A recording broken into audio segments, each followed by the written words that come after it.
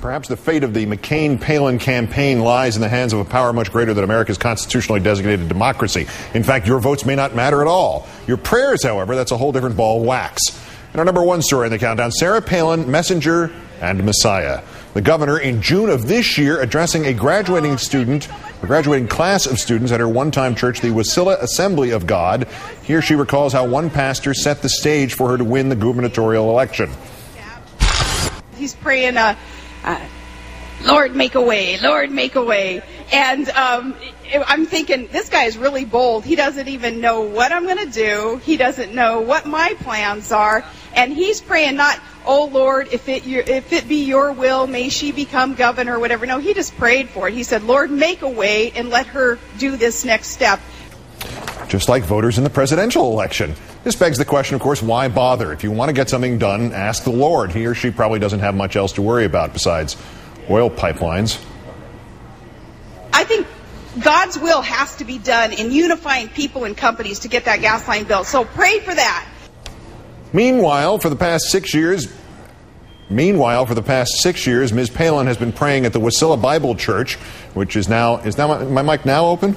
Yeah, for the last 6 years, Ms. Palin has been praying at the Wasilla Bible Church, which is now promoting a seminar that will turn, it says, gay people into straight people. According to the brochure, you'll be encouraged by the power of God's love and his desire to transform the lives of those impacted by homosexuality.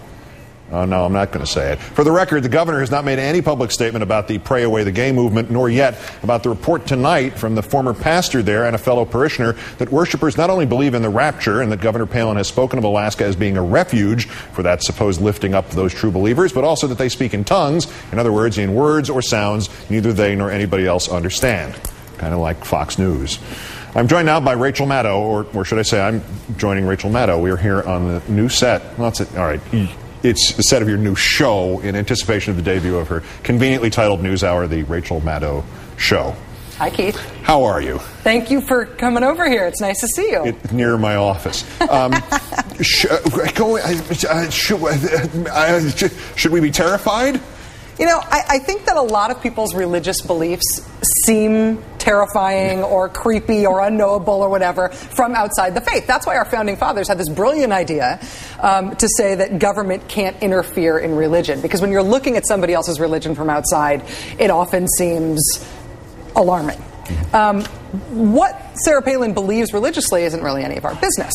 What she needs to be asked about, what we need to figure out whether it's worth worrying about, is whether she thinks that God is directing her public policies, whether she believes in the separation of church and state, whether she believes that she has been elected to public office in order to do the will of her religion, and if God is speaking through her, then I think there's cause to worry. Well, we just had one of those presidents, and it hasn't worked out so well. Yeah. But this, listening to her, and this doesn't just apply to the tape we just saw, but this throughout the 10 days of Sarah Palin.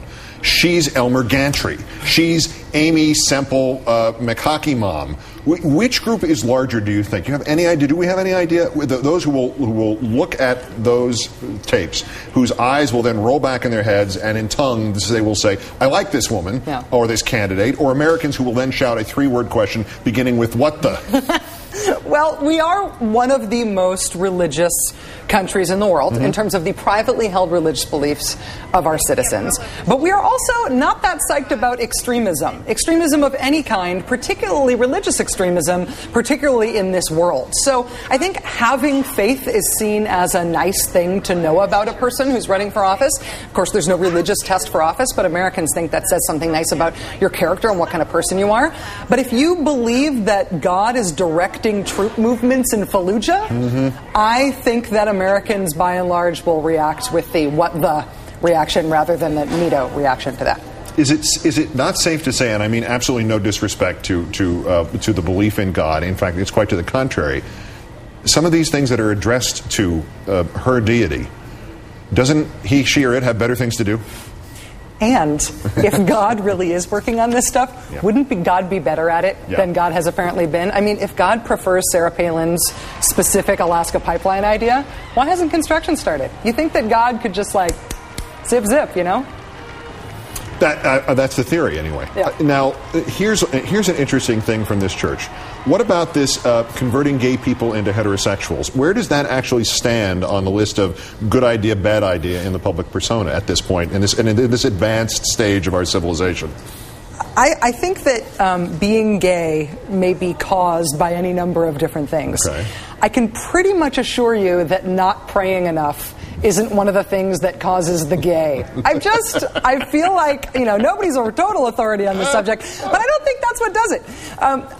When you say that you can pray away the gay, what that does is it terrorizes gay people, and it makes people who hate gay people feel better about hating gay people, because really all they're doing is hoping for this salvation, which could be so easily achieved by just the right titrated amount of prayer. I don't know if you try to pray away the gay and you pray too much, what becomes of you after that. But David Duchovny. Sure. You go. That's too much. They get too much of that prey. They've got services for that as well. Yeah. Oh man, I don't know. All right, look. I'm going to spend the last minute of the show promoting your series. What's coming up on your show, Rachel? Oh, well, thank you for asking, Mr. Olbermann. Apart from these hypnotizing graphics that make everybody stay and Doesn't watch. it look like you might win me in roulette?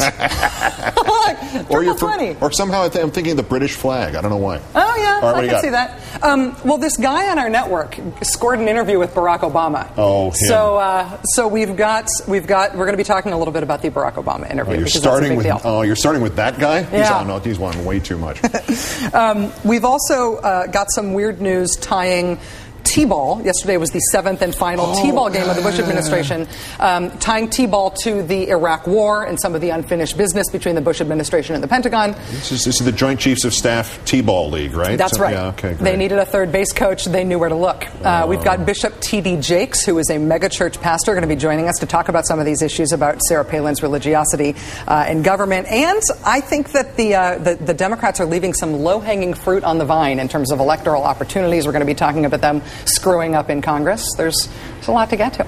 And then what are you going to do tomorrow night and the rest of the year and then the year after that? What are you going to do? Have you thought about that at all? Okay, no to answer that question. No. Our own Rachel Maddow, host of The Rachel Maddow Show on MSNBC. Great, thanks. Thanks, Keith. Why is she running away? That's Countdown for this, the 1,958th day since the declaration of mission accomplished in Iraq. I'm Keith Olbermann. Good night and good luck.